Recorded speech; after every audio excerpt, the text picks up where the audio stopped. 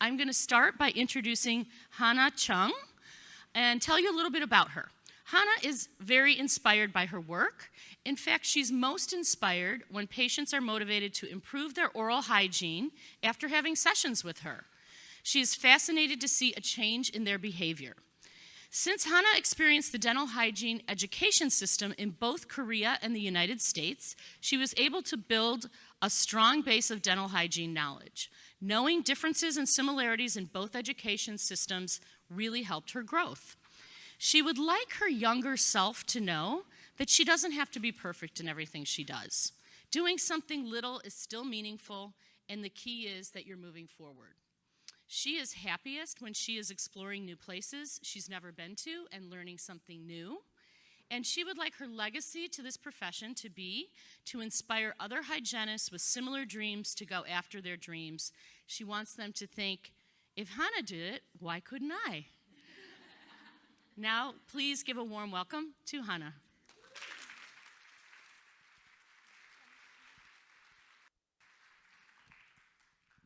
Thank you, Deborah, for the beautiful introduction. Hello, everyone. Today, I would like to talk about my mission that I found recently. Becoming a dental hygienist outside of South Korea was my dream whole my 20s. It took 9 years. I worked hard, and I got my license in 2015 in Washington, D.C. Since then, I just enjoy my life being a clinician. I love to serve DC Dental Hygienists Association, and also I love to volunteer for the national level as well. While I'm enjoying my profession, I met a lot of dental hygienists, and then they always inspired me. Then they always have their own one thing that they focus on, they love about, but I didn't find my one thing. You know, I love being a hygienist, but I didn't know what should I focus on. So to find my answer, I decided to pursue my advanced degree. So I went to my master program at Fonz School of Dental Hygiene. You probably know Fonz School is the world's first dental hygiene school, and I'm really honored to study in this school.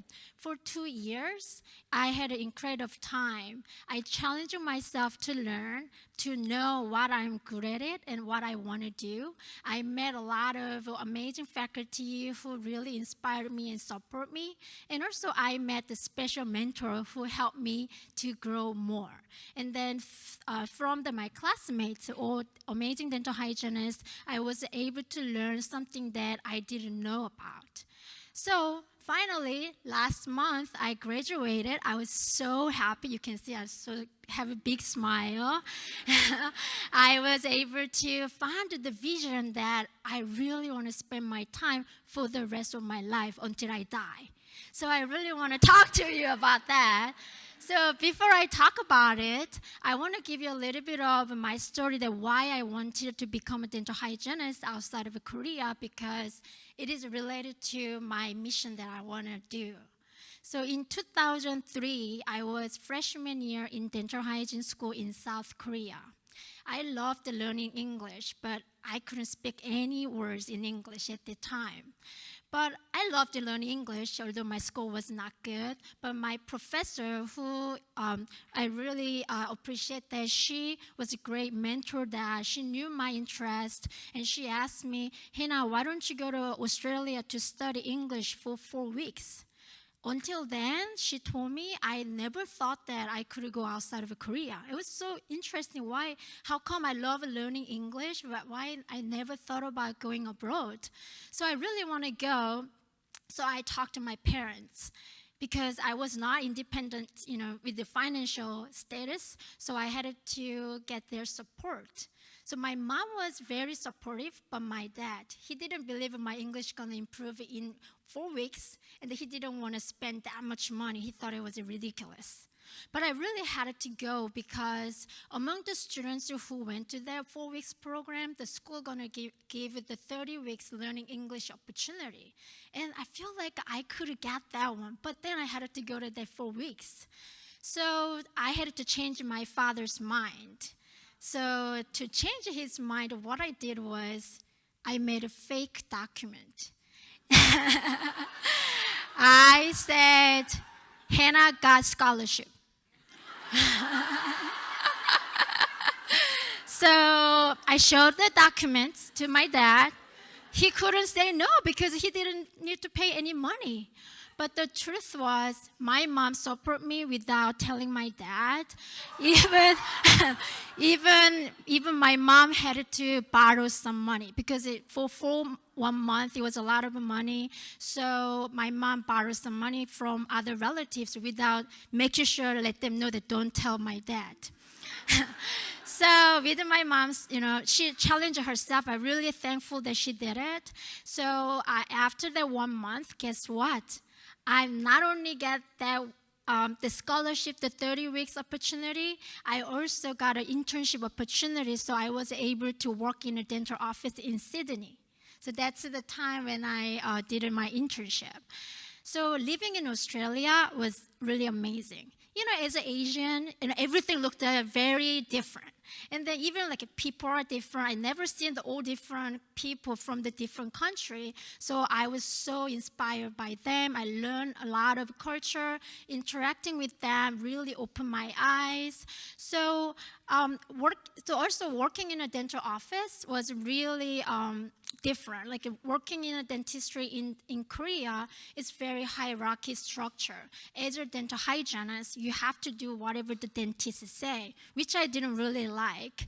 But when I was in Australia, everybody does what they want. They're supposed to do, and no one really tells them what to do. And I really like that kind of autonomy and independence. It's how I decided I want to become a dental hygienist outside of Korea.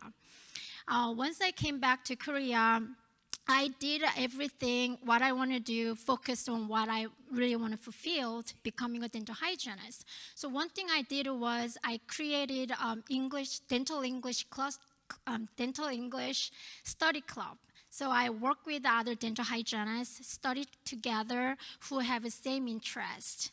And then with them, I was able to publish 2 dental English books, which I have been using as a dental hygiene school in Korea. They're using it as a textbook right now.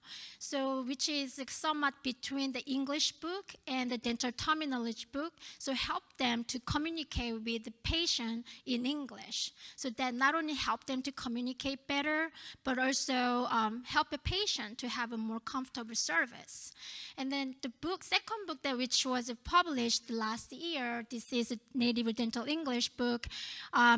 Was even more meaningful because we were able to add 10 articles from the dimensions of dental hygiene with their permission. So we can not only give them learning dental English, but I want them to see the even bigger words than what they see in Korea. That was the kind of behind the meaning of it.